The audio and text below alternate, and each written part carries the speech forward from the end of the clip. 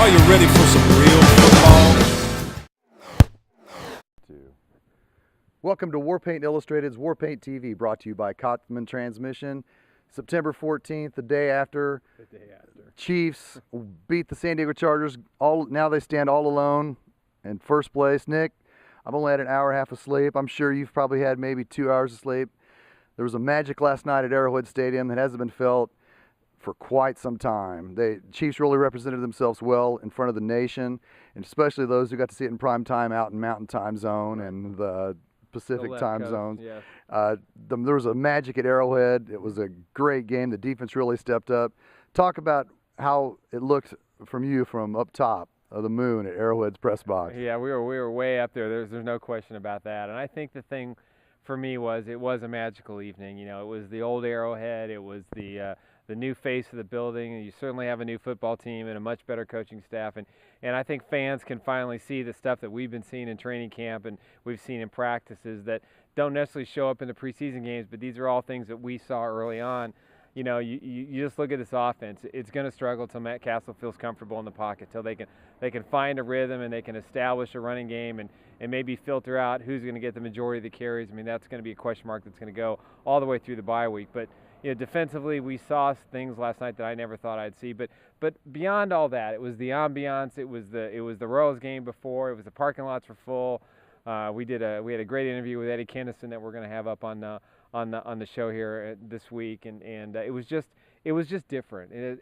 I was never more excited about watching a game at Arrowhead. And in the press box, you're not supposed to cheer, but you know, we all were kind of really into it, and it was just a great time. You know, got to give it to the crowd, because it wasn't supposed to rain until 2 in the morning. You know, 5 minutes into the game, it's pouring down. The crowd really was strong, and the Chiefs players really fed off that energy. We're in the west side of the end zone an hour before kickoff, and the defensive starters come out and they all stretch out in their own certain area, and the defensive backs were all stretching out. And there was a Barry chant for Eric Berry, and you could tell he was feeling it. He took his helmet off, and he was pounding his chest at the crowd. Mm-hmm. Talk about his first game. There was a play where he blew on the coverage of the 55-yard touchdown pass to Nene, but at the end of the day, we know Eric Berry is going to come strong. But just talk about that play. You know, he was on Antonio Gates. There was 3 people on him, and right. Nene ran loose for that touchdown.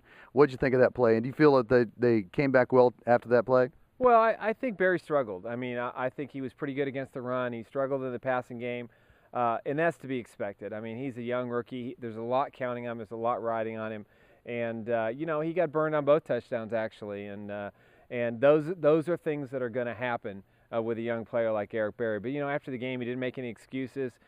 He could feel the pressure from the fans, and he could feel how, you know, all in all, there was an opportunity there to do something special. But I think he'll be fine. I think he and Kendrick Lewis make a great tandem. Lewis got a lot of reps last night, was outstanding.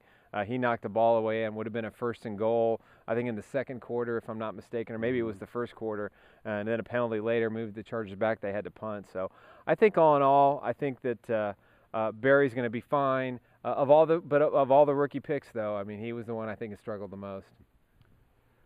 We'll be right back after a brief message from our friends at Waraint Transmission.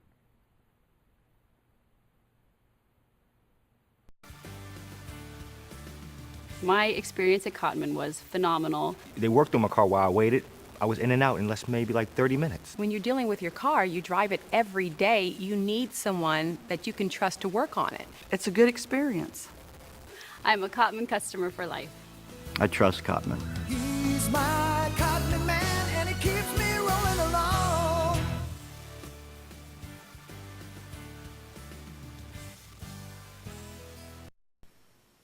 All right, this Sunday, the Chiefs go to Cleveland.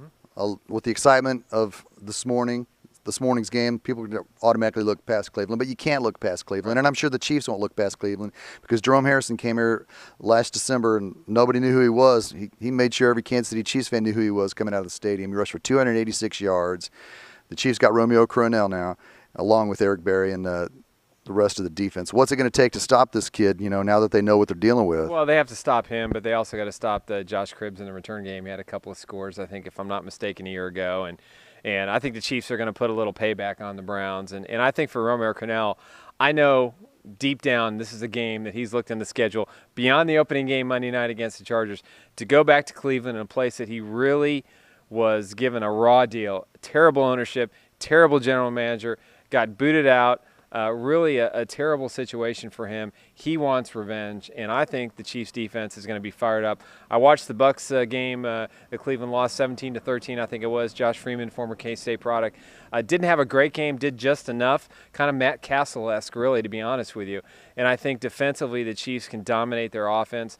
It's going to be a fun game to watch. But I think the thing for me, the key is there going to be a hangover effect from the Chargers game?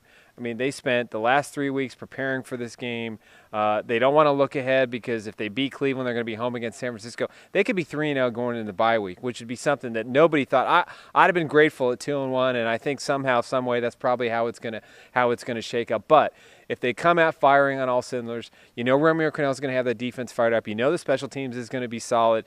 It's going to boil down to what Matt Castle can do in the offense. Again, Monday night, not a very strong performance, only 68 yards passing. Did have a touchdown to Tony Moeaki, but he's going to have to be able to convert 3rd and 4s, 3rd and 5s, 3rd and 6s when the defense is able to stop the rushing attack. And right now, that's what the Chargers did in the second half. Cleveland's front seven is not as good as San Diego's. I don't think their secondary is as good. I think the Chargers secondary could have been exploited, but it just didn't happen. But the key to this game, I think, is going to be, unlike Monday night, Sunday, it's going to be on Matt Castle's shoulders. Ladies and gentlemen, you heard it here first from Chiefs insider Nick Athen. Our Kansas City Chiefs are alone in first place in the AFC West at 1-0.